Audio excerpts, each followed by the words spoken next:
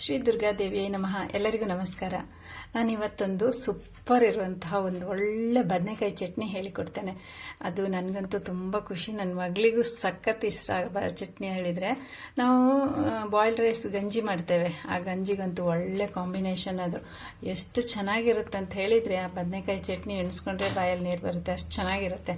ಈ ಬದನೆಕಾಯಿ ಚಟ್ನಿಗೆ ಬದನೆಕಾಯಿನ ನೀವು ಸುಟ್ಕೊಳ್ಬೇಕಾಗತ್ತೆ.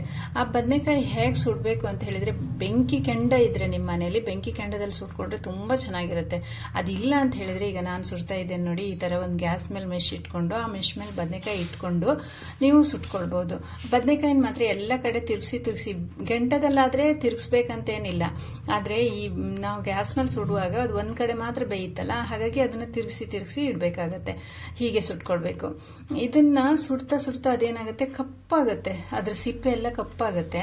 ಆ ಕಪ್ಪಾಗಿರೋ ಸಿಪ್ಪೆನೆಲ್ಲ ಕ್ಲೀನಾಗಿ ಚಂದ ಮಾಡಿ ಅದನ್ನ ತೆಗೆದಿಟ್ಕೊಳ್ಬೇಕು. ಆಮೇಲೆ ಇದಕ್ಕೆ ಸ್ವಲ್ಪ ತೆಂಗಿನಕಾಯಿ, ಆಮೇಲೆ ರುಚಿಗೆ ಅಂದ್ರೆ ಖಾರಕ್ಕೆ ಎಷ್ಟು ಬೇಕೋ ಅಷ್ಟು ಹಸಿಮೆಣಸಿನಕಾಯಿ, ನಿಮಗೆ 2 ಬೇಕೋ 3 ಬೇಕೋ, ನೀವು ಸಣ್ಣ ಬದನೆಕಾಯಿ ಒಂದೇ ಮಾಡೋದಾದ್ರೆ 1-2 ಮೆಣಸಿನಕಾಯಿ ಹಾಕಿ, ಸ್ವಲ್ಪ 1-2 ಬೆಳ್ಳುಳ್ಳಿ ಎಸಳನ್ನು ಹಾಕೊಳ್ಬೇಕಾಗುತ್ತೆ. 1-2-3 ಬೆಳ್ಳುಳ್ಳಿ ಎಸಳು, ದೊಡ್ಡ ಬದನೆಕಾಯಿ ಮಾಡೋದಾದ್ರೆ 2-3 ಹಾಕಿ.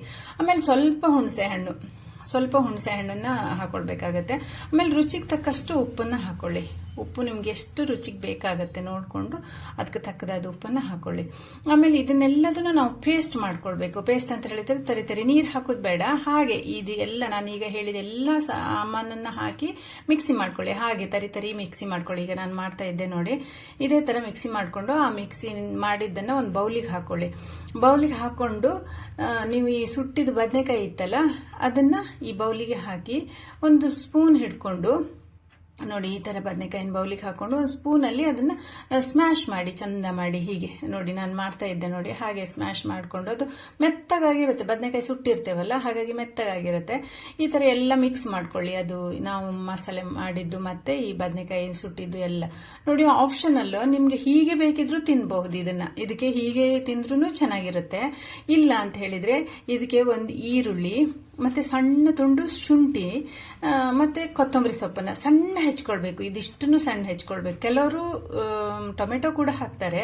ನಿಮಗೆ ಟೊಮೆಟೊ ಆಪ್ಷನಲ್, ನಿಮ್ಗೆ ಬೇಕಾದರೆ ಹಾಕೊಳ್ಳಿ. ನಾನು ಟೊಮೆಟೊ ಹಾಕೋದಿಲ್ಲ, ಖಾಲಿ ಈರುಳ್ಳಿ ಮತ್ತು ಈ ಕೊತ್ತಂಬರಿ ಸೊಪ್ಪು ಮತ್ತು ಶುಂಠಿ, ಸಣ್ಣ ಚೂರು ಶುಂಠಿನ ಹಾಕ್ತೇವೆ. ಸಣ್ಣ ಹೆಚ್ಕೊಳ್ಬೇಕು ಮಾತ್ರ, ಶುಂಠಿನೆಲ್ಲ ಹೆಚ್ಕೊಂಡು ಚಂದ ಮಿಕ್ಸ್ ಮಾಡಿಕೊಂಡು ಗಂಜಿ ಜೊತೆ ಊಟ ಮಾಡಲಿಕ್ಕೆ ಸೂಪರ್ ಆಗಿರುತ್ತೆ. ಮತ್ತು ನಿಮ್ಗೇನಾದರೂ ಗಿಂಬರ್ ಮಾಡಿಕೊಂಡು ಸಮೇತ ಅನ್ನಕ್ಕೂ ಸೈಡಿಗೆ ಇದು ಇಟ್ಕೊಂಡ್ರೆ ಚೆನ್ನಾಗಿರುತ್ತೆ. ರೊಟ್ಟಿ ಚಪಾತಿ ತಿನ್ನಲಿಕ್ಕೂ ಚೆನ್ನಾಗಿರುತ್ತೆ. ನಮ್ಮದು ನೀರು ದೋಸೆ ಮಾಡ್ತೇವೆ ನಾವು, ನೀರು ದೋಸೆಗೂ ಸಹ ತುಂಬ ಒಳ್ಳೆಯದಾಗುತ್ತೆ ತಿನ್ನಲಿಕ್ಕೆ. ಮಾಡಿ ನೋಡಿ ನೀವು ಒಂದ್ಸರಿ, ಬಾಯಲ್ಲಿ ನೀರು ಬರುತ್ತೆ ನಿಮಗೆ, ಮಾಡಿದ್ರೆ ಅಷ್ಟು ಖುಷಿಯಾಗುತ್ತೆ. ಮತ್ತೆ ನಾನು ಹೀಗೆ ಯಾವುದಾದ್ರೂ ಒಂದು ವಿಶೇಷವಾದ ಸಿಂಪಲ್ ಅಡುಗೆ ಇದ್ದರೆ ನಿಮಗೆ ನಾನು ಹೇಳ್ತಾ ಹೋಗ್ತೇನೆ. ನೀವು ನನಗೆ ಲೈಕ್ ಮಾಡಿ, ಶೇರ್ ಮಾಡಿ. ಧನ್ಯವಾದಗಳು.